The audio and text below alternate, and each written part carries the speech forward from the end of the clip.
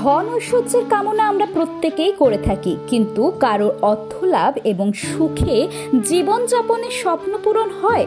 আবার কেউ কেউ নানান সমস্যায় অর্থাভাবে দিন কাটান। জ্যোতিষশাস্ত্রে অর্থ সংকট থেকে মুক্তি ও অর্থ লাভের জন্য বিশেষ কিছু উপায় উল্লেখ রয়েছে। বিশেষ তিথি ও মুহূর্তে এই উপায়গুলো করলে অধিক সুফল পাওয়া যায়।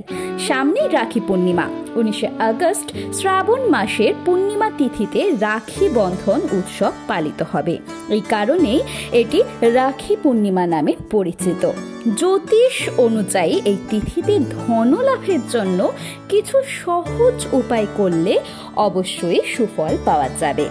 রাখি পূর্ণিমার অর্থ সমৃদ্ধি বৃদ্ধির জন্য কি কি করবেন চলুন তা জেনে নেওয়া যাক।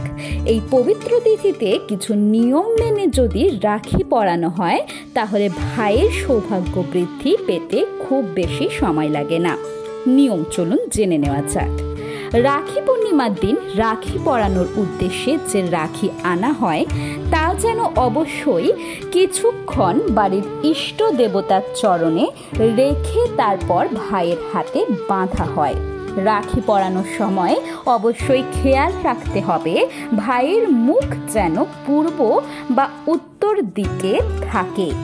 এই শুভক্ষণে রাখি পরানোর সময় এই মন্ত্র অবশ্যই পাঠ করতে হবে, যেন বদ্ধ বলি রাজা দানবেন্দ্র মহাবল তেন তাং প্রতিবন্ধানে রক্ষমাচল মাচল।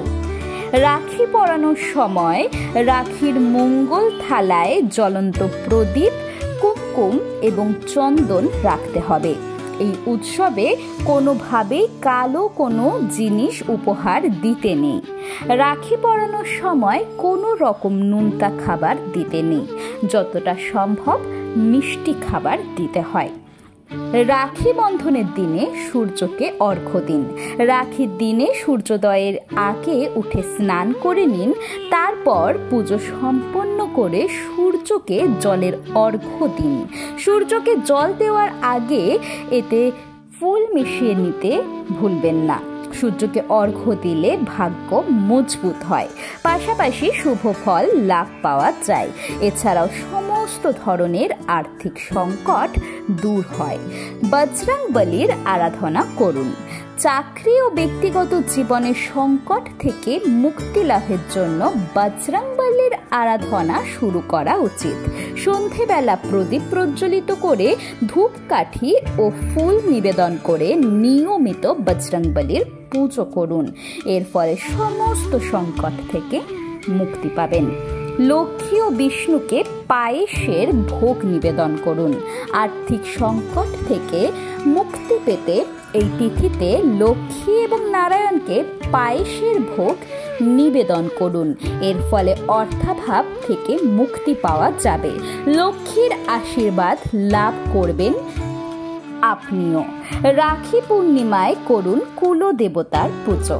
প্রতিদিন নিজের ইষ্টের আরাধনা করলে ভাগ্য শুভ থাকে, পাশাপাশি পরিবারের ধন সম্পত্তির আগমন বজায় থাকে। রাখি পূর্ণিমার দিনে অবশ্যই কুলদেবী ও কুলদেবতার পুজো করবেন। এর ফলে জীবনের সমস্ত কষ্ট দূর হবে। রাখি বন্ধন কোনো অনুষ্ঠান নয়, বহু যুগ ধরে ভাইয়ের দীর্ঘায়ু এবং মঙ্গল কামনা করে তাদের হাতে রাখি পরিয়ে দেন বোনেরা, আর পরিবর্তে বোনের মান সম্মান এবং সুরক্ষার দায়িত্ব নেয় ভাইয়েরা। এমত অবস্থায় আপনার ভাইয়ের জীবনে যদি কোনো অশনির সংকেত রয়েছে তাহলে এই টোটকাগুলো চেষ্টা করে দেখতে পারেন।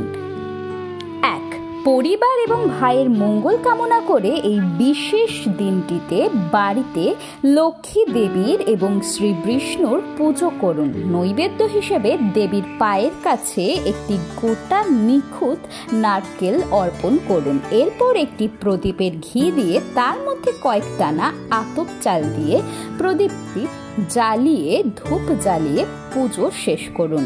এরপর নারকেলটি কোনো নদীতে ভাসিয়ে দিন। 2. এই বিশেষ দিনটিতে সকালে ঘুম থেকে উঠে স্নান সেরে এক মুঠো কালো তিল নিয়ে নদী পাড়ে যান। পিতৃপুরুষের উদ্দেশ্যে সেই তিল জলে ভাসিয়ে দিন। তাদের কৃপা থাকবে আপনাদের পরিবারের ওপর। 3, নিজের ভাইয়ের হাতে রাখি বাঁধার আগে অবশ্যই ভগবান শ্রীকৃষ্ণের হাতে একটি রাখি বাঁধুন। 4, ভাইয়ের হাতে রাখি বাঁধার আগে সেই রাখিটিকে আগে মা লক্ষ্মী এবং শ্রী বিষ্ণুর চরণে নিবেদন করুন। তারপর সেই রাখি ভাইয়ের হাতে পরান। 5, মনে রাখবেন রাখির সুতো যেন কোনোভাবে কালো রঙের না হয়। লাল, হলুদ এবং সাদা রঙের সুতোর রাখিকে শুভ বলে মনে করা হয়। 6, রাখি পরাতে বসার আগে ভাইকে উত্তর বা পূর্ব দিকে মুখ করে বসাবেন, তারপরেই কিন্তু হাতে রাখি বাঁধবেন। 7, রাখি পরানোর আগে ভালো করে দেখে নেবেন রাখিতে কোথাও যেন ছেঁড়া ভাঙা কিছু না থাকে, তাহলে তা অশুভ বলে মনে করা হয়। 8, যদি সম্ভব হয় তাহলে সামর্থ্য অনুযায়ী ভাইয়ের মঙ্গল কামনায় কিছু গরিব দুঃখী মানুষকে বস্ত্র দান করুন এবং অবশ্যই পারলে খাদ্য দান করুন। ভালো থাকবেন, সুস্থ থাকবেন।